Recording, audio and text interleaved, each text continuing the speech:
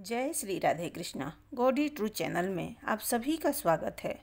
ज्येष्ठ मास की कथा में अभी तक आप सभी ने स्त्रियों के शुभ और अशुभ लक्षणों के बारे में तथा रंभा व्रत के बारे में सुना कि कैसे निसंतान धूर्जटी को रंभा व्रत के प्रभाव से संतान की प्राप्ति हुई तथा ज्येष्ठ मास में केले का वृक्ष लगाने और पूरे मास विधि विधान से केले का पूजन करने से गुणवती भगवान विष्णु की प्रिया तुलसी बन गई।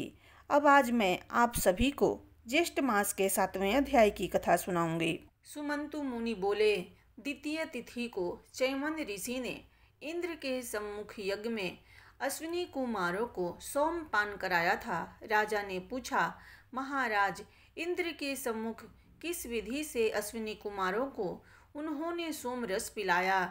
क्या चैमन ऋषि की तपस्या के प्रभाव की प्रबलता से इंद्र कुछ भी करने में समर्थ नहीं हुए? सुमंतु मुनि ने कहा, सतयुग की पूर्व संध्या में गंगा के तट पर समाधिस्थ हो चैमन मुनि बहुत दिनों से तपस्या में रत थे। एक समय अपनी सेना और अंतःपुर के परिजनों को साथ लेकर महाराज सरियाती गंगा स्नान के लिए वहां आए। उन्होंने चैमन ऋषि के आश्रम के समीप आकर गंगा स्नान संपन्न किया तथा देवताओं की आराधना की और पितरों का तर्पण किया। तदंतर जब वे अपने नगर की ओर जाने को उद्यत हुए तो उसी समय उनकी सभी सेनाएं व्याकुल हो गई और मूत्र तथा विष्टा उनके अचानक ही बंद हो गए। आंखों से कुछ भी नहीं दिखाई दिया। सेना की यह दशा देखकर राजा घबरा उठे। राजा सरियाती प्रत्येक व्यक्ति से पूछने लगे, यह तपस्वी चैमन मुनि का पवित्र आश्रम है, किसी ने कुछ अपराध तो नहीं किया?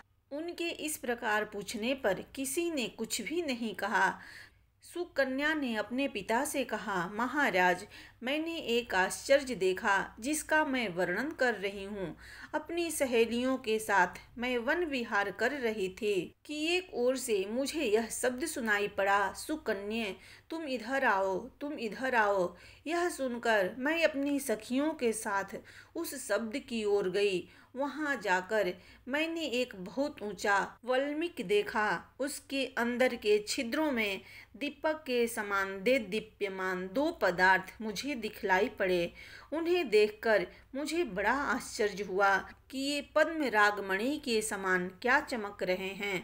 मैंने अपनी मूर्खता और चंचलता से कुशा के अग्रभाग से वल्मीक के प्रकाश युक्त छिद्रों को विध दिया, जिससे वह तेज शांत हो गया।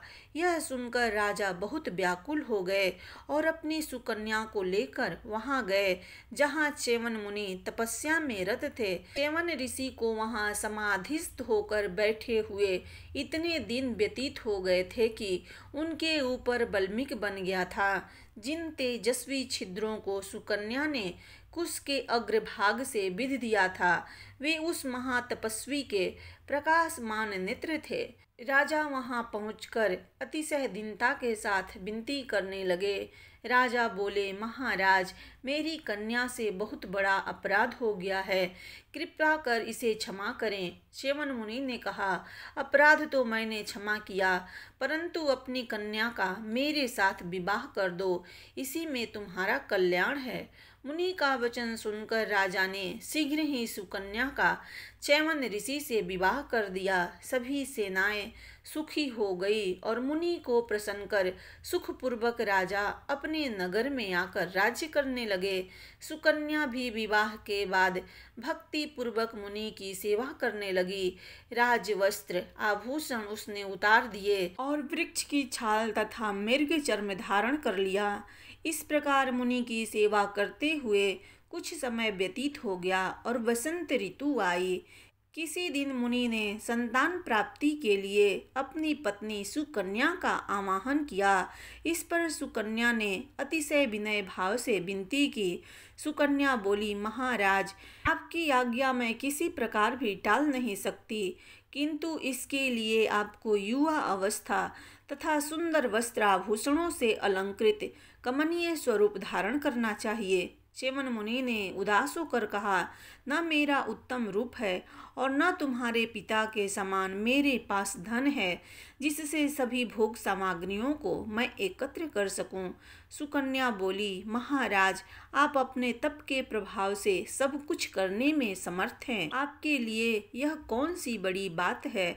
च्यवन मुनि ने कहा, राजपुत्री, इस काम के लिए मैं अपनी तपस्या व्यर्थ नहीं करूँगा।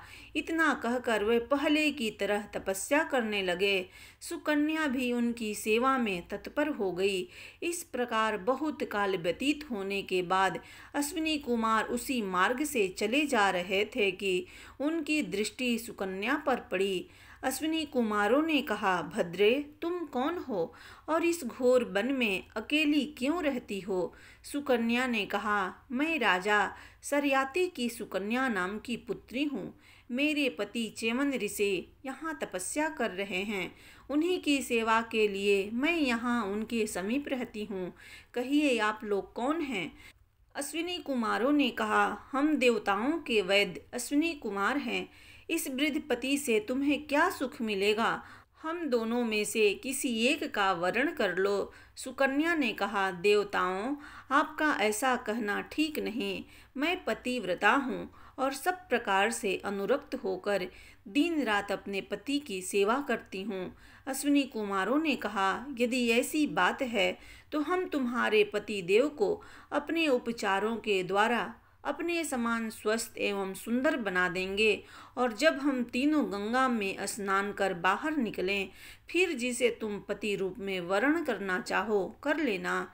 सुकन्या ने कहा, मैं बिना पति की आज्ञा के कुछ नहीं कर सकती।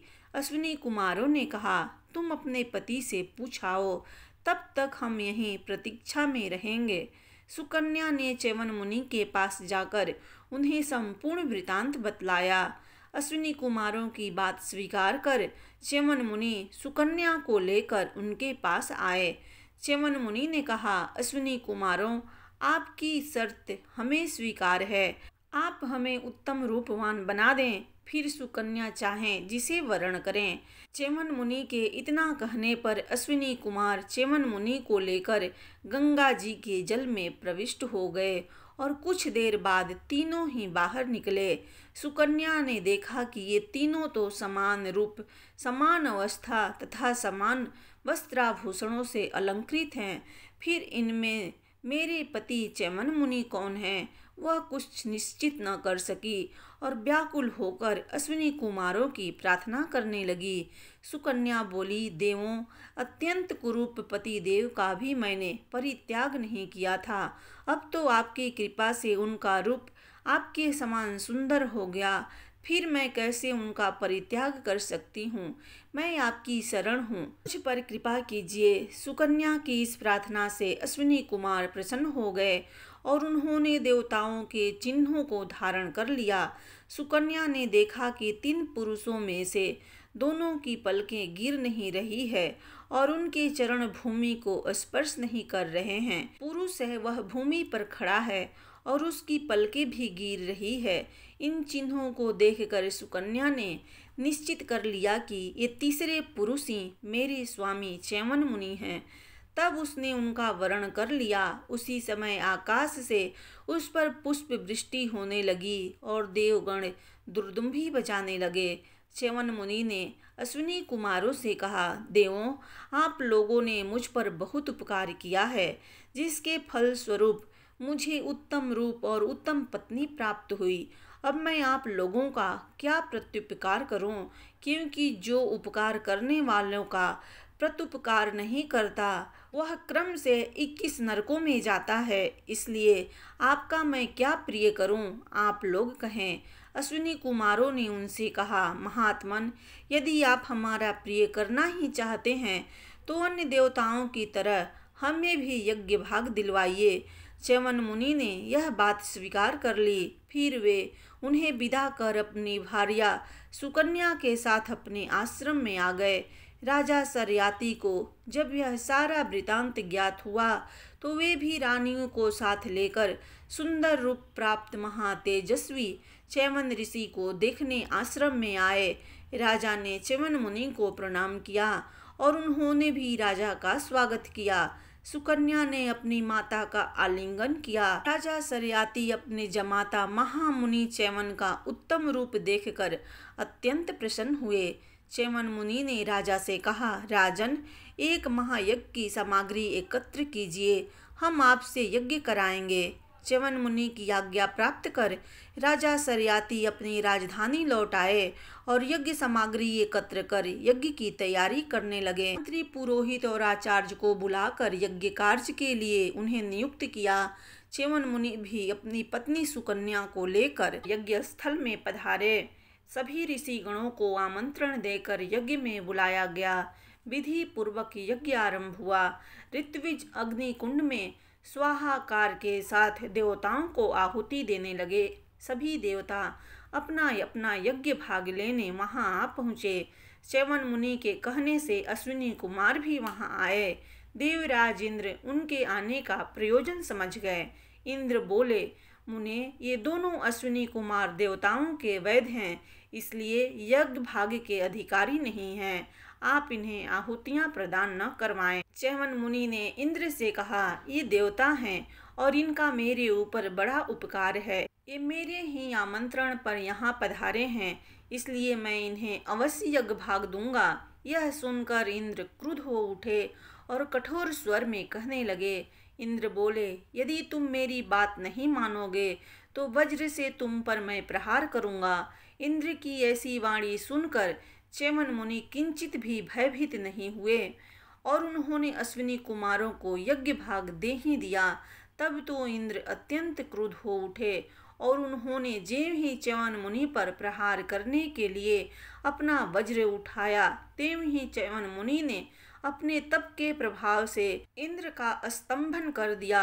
इंद्र हाथ में वज्र लिए खड़े ही रह गए। च्यवन मुनि ने अश्विनी कुमारों को यज्ञ भाग देकर अपनी प्रतिज्ञा पूरी कर ली और यज्ञ को पूर्ण किया। उसी समय वहां ब्रह्मा जी उपस्थित हुए।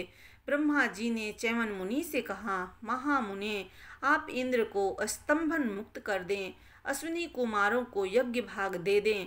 इंद्र ने भी स्तंभन से मुक्त करने के लिए प्रार्थना की। इंद्र ने कहा, मुने, आपके तप की प्रसिद्धि के लिए ही मैंने इन अश्विनी कुमारों को यज्ञ में भाग लेने से रोका था। अब आज से सब यज्ञों में अन्य देवताओं के साथ अश्विनी कुमारों को भी यज्ञ भाग मिला करेगा और इनको देवत्व भी प्राप्त होगा। आपके इस तप के प्रभाव को जो सुनेगा अथवा पढ़ेगा वह भी उत्तम रूप एवं यौवन को प्राप्त करेगा। इतना कहकर देवराज इंद्र देवलोक को चले गए और च्यवन मुनि सुकन्या तथा राजा सरयाती के साथ आश्रम पर लौट आए। वहां उन्होंने देखा कि बहुत उत्तम उत्तम महल बन गए हैं, जिनमें सुंदर उपवन और बापी आदि विहार के लिए बने हुए हैं। भांति भांति की शैयाएं बिछी हुई है। विविध रत्नों से जटित आभूषणों तथा उत्तम उत्तम वस्त्रों के ढेर लगे हैं। यह देखकर सुकन्या सहित च्यवन मुनि अत्यंत प्रसन्न हो गए और उन्होंने यह सब देवराज इंद्र द्वारा प्रदत्त समझकर उनकी प्रशंसा की। ऋषि लोग बोले कि हे स्कंद जी, पुनः कल्याणकारी ज्येष्ठ मास का महात्म्य हम लोगों से कहिए, जिसके श्रवण मात्र से मनुष्य समस्त पापों से मुक्त हो जाता है। स्कंद जी बोले, इस मास में विष्णु भगवान उपवास करने से प्रसन्न होते हैं, इसलिए उपवास व्रत को करें, क्योंकि मासोपवास व्रत 1,00,000 उपवास के समान होता है। 1 मास पर्यंत उपवास करना, प्रातः काल स्नान करना, जितेंद्रिय रहना अथवा कंदमूल फल खाकर रहना, पृथ्वी पर शयन करना और मत्सरता से रहित रहना, नित्य शौच आचार्य से युक्त रहना, सत्य वचन बोलना और प्रसन्न रहना चाहिए, अथवा प्रतिपद से लेकर कृष्ण पक्ष की त्रयोदशी पर्यंत मद मोह तंद्रा का त्याग कर व्रत करना चाहिए। त्रयोदशी के दिन मंगल स्नान करें, पूजा स्थान में बैठकर पुण्याह वाचन करें और देवताओं का अधिवासन कर स्वर्ण, चांदी, तांबा अथवा मिट्टी का न्यूतन मजबूत घट स्थापित कर उसमें पंचरत्न छोड़कर घट के ऊपर विष्णु भगवान को स्थापित करें। विष्णु की प्रतिमा शंख चक्र गदा से युक्त हो, स्वर्ण की हो और लक्ष्मी गरुण जी भी युक्त हो। हे ब्राह्मण श्रेष्ठ, अपने गृह सूत्र के अनुसार प्रथम ब्रह्मादि मंडल देवता को स्थापित करें और 4 द्वार से शोभित पुष्पों का मंडप बनाना, केला के स्तंभ से युक्त कर विविध प्रकार के तोरणों से युक्त करना। उस मंडप के मध्य भाग में विष्णु देव को स्थापित कर अनेक उपचारों से पकवान, पायस, खांड, दही, मिला, ओदन, ऋतु काल के पुष्प, नारिकेत आदि फल, धूप, दीप, तांबूल और दिव्य सुगंध वस्तु से पूजन करें। रात्रि में पुराण का श्रवण आदि के द्वारा जागरण करें और हरि भक्ति को जानकर लोगों से कीर्तन करावें। गीत गान वाद्य के निषोध आवाज से महानिशा अर्धरात्रि का समय व्यतीत करें। प्रातः काल होने पर नदी में स्नान करें। सभ्य नित्य की विधि करके ब्राह्मणों को अनुमोदन करके 5 ऋत्विजों का वरण करें और उनको वस्त्र आभूषण से पूजन करें। कुंड या वेदी में अग्नि का स्थापन कर अच्छी तरह हवन करें और पुरुष सूक्त के मंत्रों से 16 बार आहुति दें। शंकराखाड़, घृत, तिल, पायस की 108 आहुति विष्णु नुकीर्ति मंत्र से देवें। बाद पूर्ण आहुति हवन कर शेष हवन को समाप्त करें। ऋत्विजों को दक्षिणा देकर दूध देने वाली गौओं का दान करें। छाता जूता का दान करें और 10 प्रकार के जो दान हैं उनको भी दें और अपनी शक्ति के अनुसार ब्राह्मणों को भोजन करावें तथा दक्षिणा देकर प्रसन्न करें। 2 वस्त्रों से वेष्टित जो विष्णु की पूजित प्रतिमा है उसको अपने गुरु के लिए मंत्र पढ़वा कर देवें। मंत्र का अर्थ, केशव भगवान इस प्रतिमा को ग्रहण करें और देने वाले भी केशव भगवान हैं तथा देने और ग्रहण करने वाले दोनों के उद्धारकर्ता केशव भगवान हैं, इसलिए केशव भगवान को नमस्कार है। इस मंत्र को पढ़कर दक्षिणा के साथ विष्णु की प्रतिमा कुटुंबी क्षत्रिय श्रेष्ठ ब्राह्मण को देकर हे ब्राह्मण लोग बंधु वर्ग के साथ बैठकर व्रत का पारण करें। जो लोग जग तीतल से इस दुर्लभ व्रत को करते हैं वे मुंह से छूटकर अवश्य वांछित फल को पाते हैं। इस व्रत को 13 वर्ष पर्यंत करके व्रत की संपूर्ण सिद्धि के लिए अति दुर्लभ उद्यापन को करें। प्रथम सब पत्नीक 13 ब्राह्मणों को निमंत्रित करें, उनका वस्त्राभूषण से पूजन करें और 13 गौ का दान करें। गौ वस्त्र भूषण से भूषित हो, बछवा से युक्त हो, मोटी तगड़ी हो और बहुत दूध देने वाली हो। गौओं के साथ यथाशक्ति दक्षिणा देकर अन्य ब्राह्मणों को भूयसी दक्षिणा दे। अपने धन के अनुसार पूर्वोक्त हवन आदि कर्म करें। श्रेष्ठ विष्णु के व्रत में वित्त साठ्य धन की सठता न करें अथवा यथाशक्ति जो कुछ किया जाता है वह सब सफल होता है और जो दंभिक अथवा सठ है उसका समस्त किया हुआ कर्म निष्फल हो जाता है। इसलिए सभी उपायों से अपनी शक्ति के अनुसार विष्णु का पूजन करें। इति श्री भविष्य पुराणे ज्येष्ठ मास महात्म्य 7वां अध्याय। प्रेम से बोलिए भगवान विष्णु की जय।